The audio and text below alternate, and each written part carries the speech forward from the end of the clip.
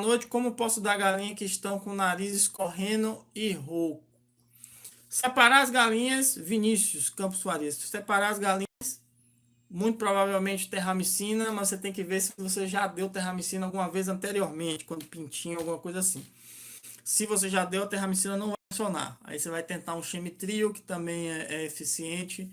Algum antibiótico da família da tetraciclina. Tem lá escrito na bula, né? Enofloxacina e alguns outros que tem aí.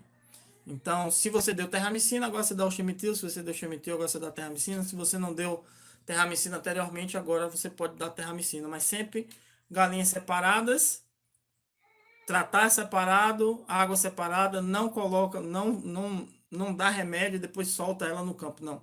Confinada os 5, 7 dias dando remédio.